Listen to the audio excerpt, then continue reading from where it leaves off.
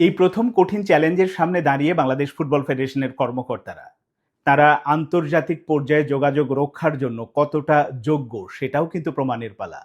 আমি বলছি FIFA Asian কাপের কথা। এই টুর্নামেন্টে অংশ নেয়ার জন্য বাংলাদেশের সামনে একটা সুবর্ণ সুযোগ তৈরি হয়েছে। সেই সুযোগটা কি কাজে লাগাতে পারবেন তাবিদাওয়ালরা? আর এই টুর্নামেন্টে বাংলাদেশের অংশ নেওয়াটা জরুরি কেন? কেন এত গুরুত্বপূর্ণ, কেন এত আলোচনা হচ্ছে এই টুর্নামেন্টকে ঘিরে? সেটা নিয়ে বিস্তারিত বলবো, আশা করি শুনবেন। শুরুতে বলি, আপনারা অনেকেই হয়তো জেনে গেছেন যে এই টুর্নামেন্টের অতিথি দল হিসেবে যে দুটো দলকে ডাকা হয়েছিল, একটা ছিল ভারত আর একটা ছিল পাকিস্তান। কিন্তু এই যে শেষ মুহূর্তে ভারত তাদের নাম প্রত্যাহার করে নিয়েছে, কারণ ভারতের ব্রাজিলের বিপক্ষে ওই একই সময় কাছাকাছি সময় ম্যাচ আছে। এই কারণে তারা আসিয়ান কাপ থেকে নিজেদের নাম প্রত্যাহার করে নিয়েছে। তারা খানিকটা চেষ্টা চালিয়েছিল ফিফা বা আসিয়ানের সাথে কথা বলে যে আমরা একটা অনূর্ধ্ব 23 দল পাঠালে সেটা চলবে কিনা, কারণ তারা শেষ পর্যন্ত সেটাতে রাজি হয়নি। শুধুমাত্র আসিয়ানের টুর্নামেন্ট না, এটার সাথে এখন ফিফাও ইনভলভ। এই কারণে ফিফা শেষ পর্যন্ত বা আসিয়ান এটাকে অ্যাপ্রুভ করেনি, ফলে তারা সেখান থেকে নাম প্রত্যাহার করে নিয়েছে।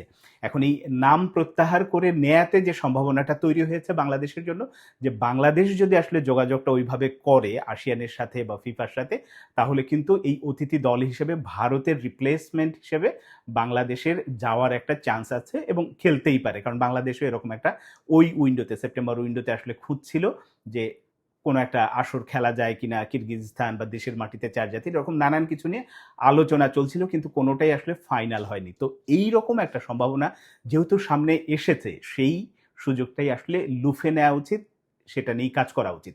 এখন সর্বশেষ যেটা ন্যাশনাল টিমস কমিটির মিটিং হয়েছিল, ওখানে আপনাদের নিশ্চয়ই মনে আছে এই বিষয়ে, তার আগে আমি একটা কন্টেন্ট করেছিলাম যে ভারত পাকিস্তান আমন্ত্রণ পায়, বাংলাদেশ পায় না, এবং কর্মকর্তাদের আসলে দক্ষতা নিয়ে আমি প্রশ্ন তুলেছিলাম, তারা কতটা ক্যাপাবল এইসব পদের জন্য।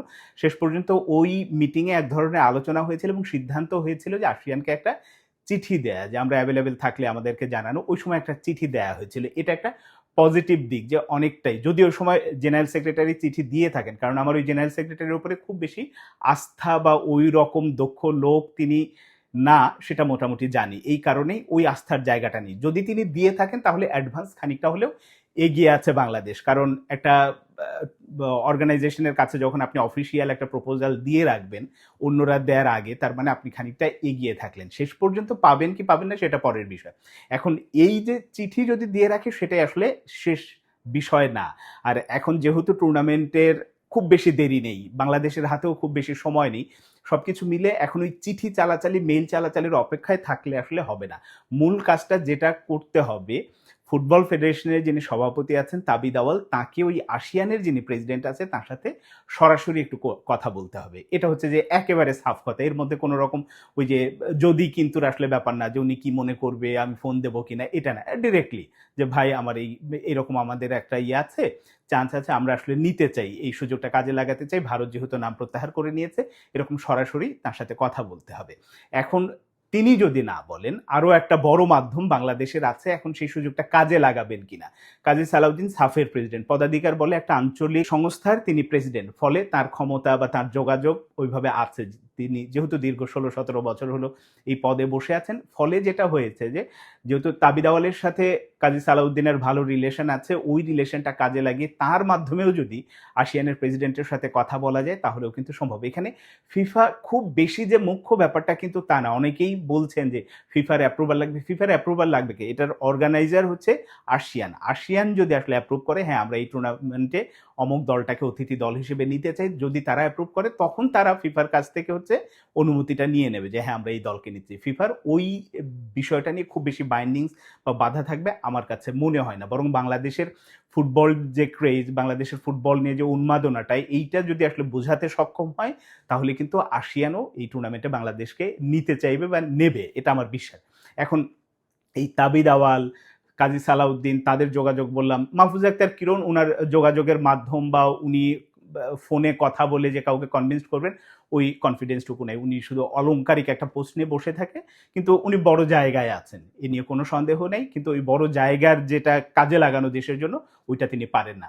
এখন তৃতীয় আর একটা অপশন হতে পারে ফুটবল ফেডারেশনের পক্ষ থেকে, এটা জিএস এর বিকল্প হিসেবে, যদি ফাহাদ করিম সাহেব নিজে আসলে কথা বলেন। কারণ আমরা ফাহাদ করিম নিয়ে আমি অনেক রকম সমালোচনা করি, অনেক রকম, কিন্তু তার ওই যোগাযোগ দক্ষতাটা অনেক ভালো আছে। ফুটবল ফেডারেশনের এই মুহূর্তে যারা ইসিতে আছেন, অন্য সবার চেয়ে তিনি বেস্ট। আমার কাছে মনে হয়েছে যে হ্যাঁ, ভালো খারাপ দিক আছে। কিন্তু এইরকম যোগাযোগ রক্ষার জন্য তিনি আসলেই ভালো মানুষ এবং ভালো কাজ করতে পারবেন। এখন এই সুযোগগুলো কাজে লাগাবে কিনা? কারণ কাজে লাগানো কেন উচিত? আমি এই যে এতগুলো উদাহরণ, এত কিছু মানে পথের কথা বলছি, কিভাবে আসলে এটা সুযোগটা কাজে লাগানো সম্ভব?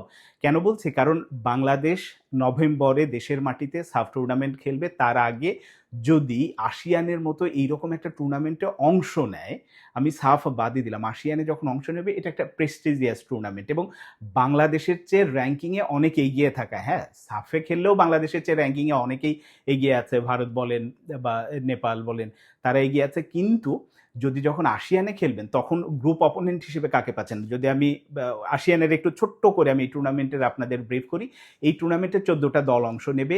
এটার আবার ২ টো ডিভিশনে খেলা হবে। ২ টো পর্যায়ে আসলে চ্যাম্পিয়ন রানার্স আপ নির্ধারিত হবে। একটা হচ্ছে প্রিমিয়ার ডিভিশন আর একটা হচ্ছে চ্যালেঞ্জ ডিভিশন। এখন প্রিমিয়ার ডিভিশনে আসলে ভারতকে আমন্ত্রণ জানানো হয়েছিল এবং সেখানে গ্রুপ এ তে ভারতের প্রতিপক্ষ ছিল মালয়েশিয়া, ইন্দোনেশিয়া, সিঙ্গাপুর। এখন যেহেতু ভারত নাম প্রত্যাহার করে নিয়েছে, বাংলাদেশ যদি ওই স্লটটা নিতে পারে তাহলে কিন্তু বাংলাদেশ গ্রুপ পর্বে খেলবে মালয়েশিয়া, সিঙ্গাপুর এবং ইন্দোনেশিয়ার বিপক্ষে। বাংলাদেশের চেয়ে র‍্যাংকিং এ এগিয়ে থাকা, শক্তিতে এগিয়ে থাকা সবকিছু মিলেই। এবং এই ৩ টা দলের বিপক্ষে বাংলাদেশ খেলে কেমন করবে, গ্রুপ পর্বে কোনো জয় পাবে কিনা, গ্রুপ পর্ব পেরিয়ে আসলে সেমিফাইনাল, ফাইনালে যেতে পারবে কিনা সেটা পরের ইকুয়েশন। কিন্তু এইরকম একটা টুর্নামেন্টে অংশ নেয়াটা বাংলাদেশ যেখানে প্রতিপক্ষ খুঁজছে বা প্রীতি ম্যাচ খেলার জন্য যেখানে প্রতিপক্ষ খুঁজে পায় না, সেই নেপাল বা ভুটানকে ধরে আনতে হয়।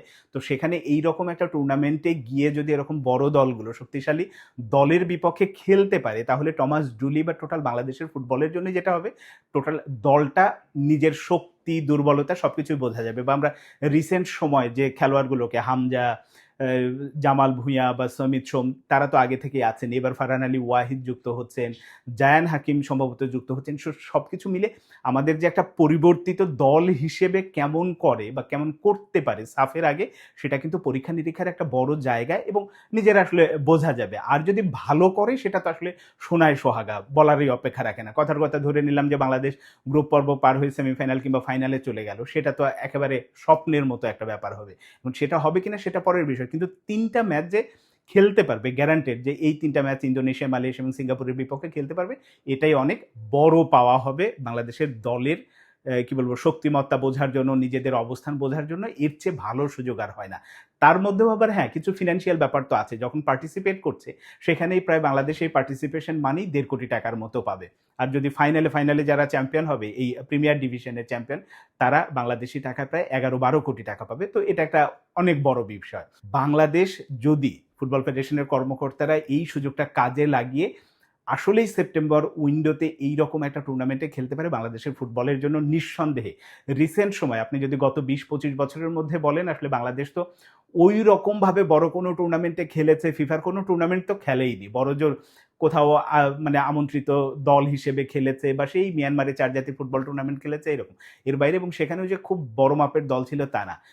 এই কারণে এই বছর এই সেপ্টেম্বরে যদি এই ফিফা আসিয়ান কাপে বাংলাদেশ অংশ নিতে পারে, এটা বাংলাদেশ ফুটবলের জন্য অবশ্যই অনেক বড় একটা ব্যাপার হবে এবং সেটাই, সেই ব্যাপারটাকে, সেই সুযোগটাকে আসলে ফুটবল ফেডারেশনের কর্মকর্তারা কাজে লাগাতে পারে কিনা দেখার বিষয়। কারণ দিন শেষে যখন মাঠে খারাপ খেলে আমরা খেলোয়াড়দের তো অনেক সমালোচনা করি। এবার পরিস্থিতিটা এমন দাঁড়িয়েছে যে আসলে মাঠে খেলার আগে টেবিলের খেলায় কারা জেতে, বাংলাদেশের কর্মকর্তারা কি জিততে পারবে? যারা অপোনেন্ট আছে বা যাদের সাথে যোগাযোগ রক্ষা করতে হয়, সেইটা যদি পারে তাহলে কিন্তু মাঠের খেলায় কেমন করবে সেই প্রশ্নের উত্তরের আগে ফুটবল ফেডারেশনের কর্মকর্তারা যে জিতে যাবেন, নিজেরা চ্যালেঞ্জটা যে নিতে জানেন, নিজেদের যোগ্যতাটা যে আছে সেটা কিন্তু প্রমাণ করতে পারবেন।